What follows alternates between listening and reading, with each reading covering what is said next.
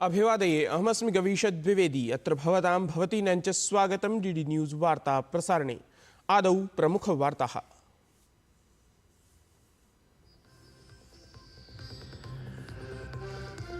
स्पेडेक्स इत्यभियानस्य अभवत् सफलं प्रक्षेपणं। यानद्वयमपि अन्तरिक्षकक्षायां स्थापितम्।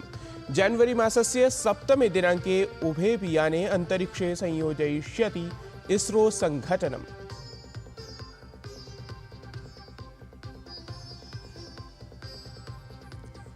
प्रयागराजे आयोज्यमानार्थं महाकुम्भार्थं विविधाः सज्जताः प्रवर्तमानाः। मुख्यमंत्री योगी आदित्यनाथः अद्य पुनः सज्जताः निरीक्षेत।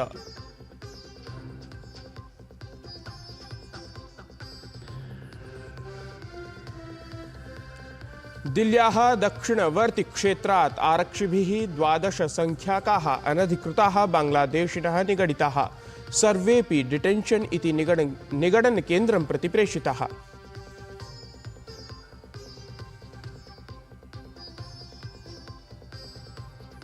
नूतनवर्षात् पूर्वम् उत्तरभारते भीषणायाः शीतलहर्याः सञ्चेतना।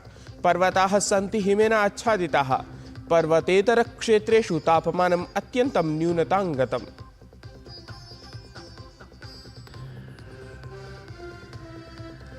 इथोपिया देशे ट्रक्यानस्य नद्यां पतनेन 71 जनानां मृत्युः। ट्रक्याने उपविष्टाः सर्वे जनाः विवाहसमारोहे सहभागितां कर्तुं यात्रारताः आसन्।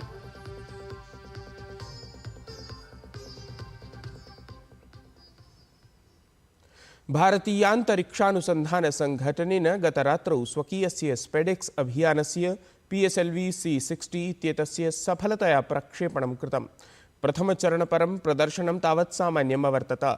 एतस्मिन् अभियाने सफलतावाप्तेः अनन्तरं भारतदेशः, रशिया, संयुक्तराज्य अमेरिका, चीन इत्येतेषां देशानाम् अनन्तरं विश्वस्मिन् चतुर्थः तादृशः देशः जायेत येन अन्तरिक्षे डॉकिंग इति यानसंयोजनप्रविधौ अधिकारः कृतः स्यात्।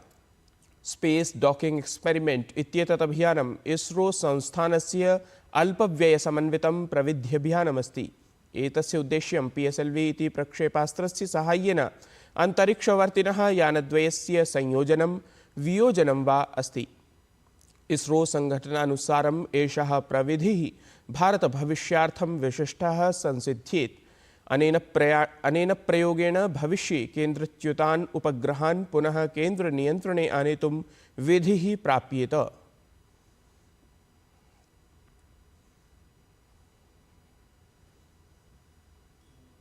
तत्रैव इसरो इति भारतीयान्तरिक्षानुसन्धानसङ्घटनस्य अध्यक्षः डॉक्टर S सोमनाथः PSLV-C60 इत्यस्य सफलप्रक्षेपणस्य घोषणां कृतवान्। अथ अभियानसम्बद्धं गणं प्रति शुभकामनावचांसि प्रकटितवान्। Really happy to announce the successful accomplishment of the launch of PSLV-C60 for the SpaceX mission.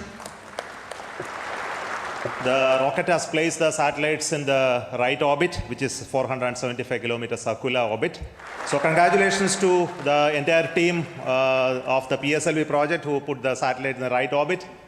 Also the SpaceX team who worked a very innovative, novel, cost-effective docking demonstration mission using 2 small satellite bus architecture.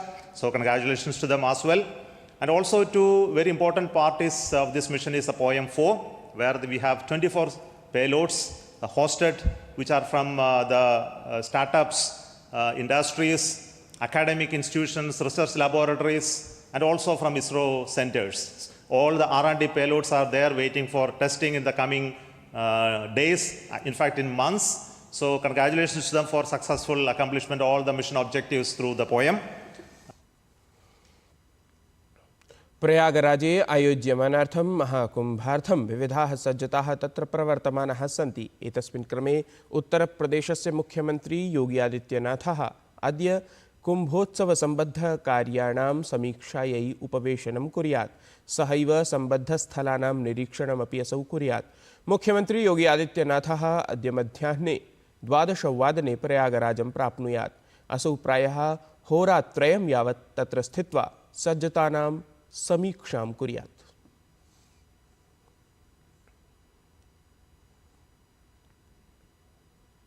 Bhajpa नेता शहजाद पूनावालाः इत्यसौ राहुल गान्धी इत्येतस्य Vietnam यात्राक्रमम् आलक्ष्य प्रश्नान् अकरोत्।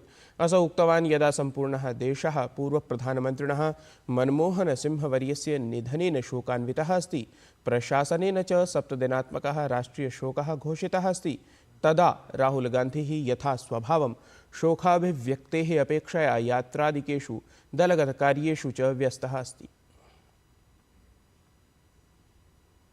आज जब देश पूर्व प्रधानमंत्री मनमोहन सिंह जी के दुखद निधन पर राष्ट्रीय शोक आज भी मना रहा है, देश की ओर से, देश की सरकार की ओर से ये घोषणा की गई कि 7 दिन का राष्ट्रीय शोक मनाया जाएगा, तब देश में रहते हुए प्रधानमंत्री मनमोहन सिंह जी की इस दुखद निधन पर अपना शोक प्रकट करने के बदले, जैसे कि राहुल गांधी से अपेक्षित है, मीडिया के माध्यम से खबर यह आ रही है कि राहुल गांधी पर्यटन और पार्टी के लिए निकल चुके हैं।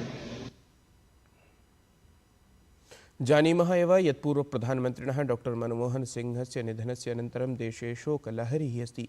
देशः 7 दिनानि यावत् राष्ट्रियं शोकमाचरति। राष्ट्रियशोककारणेन प्रधानमन्त्री नरेन्द्रमोदी अपि स्वीयान् सर्वान् कार्यक्रमान् निरस्तान् कृतवान्। परं कांग्रेस्दलस्य पूर्वाध्यक्षः राहुल गान्धिः नववर्षे उत्सवाचरितुं वियतनामदेशं प्राप्नोत्। पुरा मनमोहनसिंहस्य अध्यादेशप्रतिं विदीर्णवान् राहुल गान्धिः स्वीयदलस्य नेतुः अपि सम्माननं न कुरुते। एतादृशे शोककाले अपि असौ विलासयात्रार्थं विदेशं गतवान्। एतेन लोकाः अपि रुष्टाः सन्ति। अतः भाजपादलमपि एतस्मिन् प्रसङ्गे राहुल गान्धेः आचरणं निन्दितवत्। जब पूरा देश डॉक्टर मनमोहन सिंह के देहावसान पर राष्ट्रीय शोक मना रहा है, तब राहुल गांधी सुना है वियतनाम चले गए हैं, नए वर्ष की खुशियां मनाने चले गए हैं। और सब जान ही रहे हैं कि जब उनकी डॉक्टर मनमोहन सिंह की अस्थियां चुनने का समय आया तो कांग्रेस का एक कार्यकर्ता वहां नहीं गया। कांग्रेस के लोगों ने पाखंड पूरा किया कि हम बहुत डॉक्टर मनमोहन सिंह का सम्मान करते हैं, ना उनकी अस्थियां चुनने गए, ना उनकी अस्थियों के विसर्जन में गए, और अब वियतनाम पहुंच गए हैं 9 वर्ष का उल्लास मनाने के लिए। तो यह गांधी परिवार और कांग्रेस के पाखंड का पर्दाफाश है। दिल्ल्यारक्षिभिः निजामुद्दीन, कालिंदी कुंज, शाहीन बाग, सरिता विहार प्रभृति क्षेत्रेभ्यः 12 संख्याकाः अनधिकृताः बांग्लादेशिनः निगडिताः। आरक्षुपायुक्तः रविकुमारसिंहः उक्तवान् यत् दिल्ल्यारक्षिभिः प्रायः 1200 जनानां सत्यापनं कृतम्। दिल्ल्याः उपराज्यपालः विनयकुमारः सक्सेनाः दिल्ल्यां राष्ट्रियराजधानीक्षेत्रे च अनधिकृतानां बांग्लादेशिनां परिज्ञानाय ताञ्च विरुध्य दृढतया प्रवर्तनाय विशेषाभियानं कर्तुम् आदेशं कृतवान् आसीत्।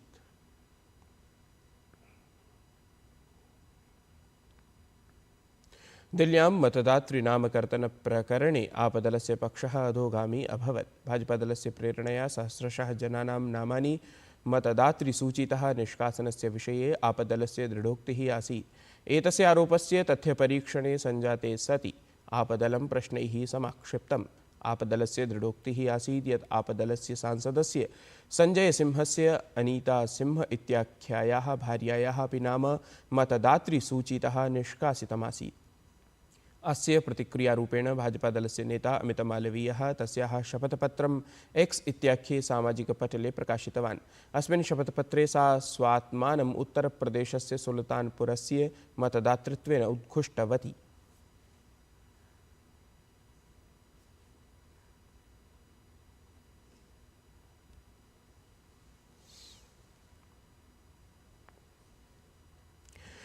तावत् दिल्ली निर्वाचनात् प्राक् राजधानीस्थैः इमाम इत्येतैः आपदलस्य राष्ट्रियसंयोजकस्य अरविन्द केजरीवालस्य आवासात् बहिः प्रदर्शनं कृतम्।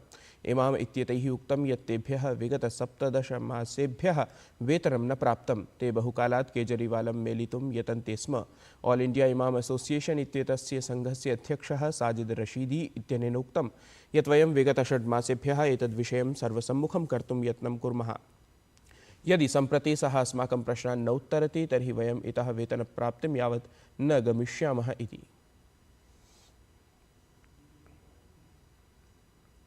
भारतीय सेनायाः 34,300 कर्मि समन्वितः सैन्यगणः नेपालदेशे अस्ति। 18 क्रमिकस्य बटालियन् स्तरस्य सूर्यकिरण इत्यस्मिन् संयुक्तसैन्याभ्यासे सहभागं कर्तुम् एषः गणः नेपालदेशं प्राप्नोत्। अयमभ्यासः अद्यारभ्य 25,200 जान्वरी मासस्य 13 दिनाङ्कं यावत् नेपालदेशस्य सालझण्डी इत्यत्र आयोजितः भवेत्। एषः हि वार्षिकः प्रशिक्षणकार्यक्रमः अस्ति, यस्य आयोजनम् उभावपि देशौ क्रमशः कुरुतः। एतस्य अभ्यासस्य अवधौ भारतीयसेनायाः सहभागिगणस्य नेतृत्वम् 11 क्रमिकेण गोर्खा राइफल्स् इत्येतस्य एकेन गणेन करिष्यते। तत्रैव नेपालदेशस्य सैन्यगणस्य नेतृत्वं श्रीजङ्ग बटालियन् इत्येतेन करिष्यते।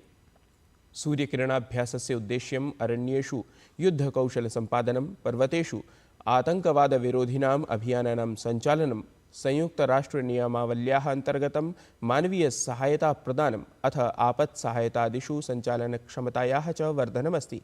सूर्यकिरणाभ्यासः भारतनेपालदेशयोः मिथः मित्रतां, विश्वासम् अथ सांस्कृतिकसम्बन्धानां दृढं स्नेहबन्धं प्रदर्शयति। राजधान्यां दिल्ल्यां नववर्षस्य पूर्वसन्ध्यायां मेट्रोयाने सम्मर्दं नियन्त्रयितुं डीएमआरसी अर्थात् दिल्ली मेट्रो रेल कॉर्पोरेशन इत्येतेन राजीव चौक मेट्रो संस्थात्रं रात्रौ 9 पश्चात् निरोद्धुं निर्णयः कृतः। यात्रिणः रात्रौ 9 अस्मात् बहिः गन्तुं न प्रभवेयुः। डीएमआरसी इत्यस्य अनुसारेण आरक्षाधिकारिणां परामर्शे अयं निर्णयः स्वीकृतः। शीतकालस्य प्रभावः अधुना समस्ते उत्तरवर्ति भारते दृश्यमानमस्ति, यत्कारणेन सामान्यं जनजीवनम् अतिप्रभावितं भवति। जम्मू काश्मीर हिमाचल उत्तराखण्ड राज्यानां विभिन्नेषु क्षेत्रेषु महान् हिमपातः जायते। कश्मीरे 40 दिवसानां तीव्रतर शीतस्य सततं हिमपातस्य च अवधिः चिलैकला इत्येतत् दिसम्बर मासस्य 21 दिनाङ्कात् आरब्धम्। यदि जनवरी मासस्य 29 दिनाङ्के समाप्येत् इति सम्भावना अस्ति। इथोपियादेशे ट्रक्यानस्य नद्यां पतनेन 21 जनानां मृत्युः अभवत्। ट्रक्याने उपविष्टाः एते सर्वेपि विवाहसमारोहे सहभागितां कर्तुं गच्छन्तः आसन्। मेलबर्न् क्रिकेट् श्रृङ्खलास्पर्धायाम् ऑस्ट्रेलियादलेन भारतदलं 84,100 धावनाङ्कैः पराभूतम्। ऑस्ट्रेलियादलेन भारतदलाय 40,300 धावनाङ्कानां लक्ष्यं दत्तमासीत्। तस्य उत्तरे भारतदलेन मात्रं 55,100 धावनाङ्काः एव समर्जिताः। एतद्धि वार्तासंस्करणम् अधुना सम्पद्यते। अभिनवाभिः वार्ताभिः सह पुनः उपस्थास्यामः। तावन् मङ्गलं भूयात्।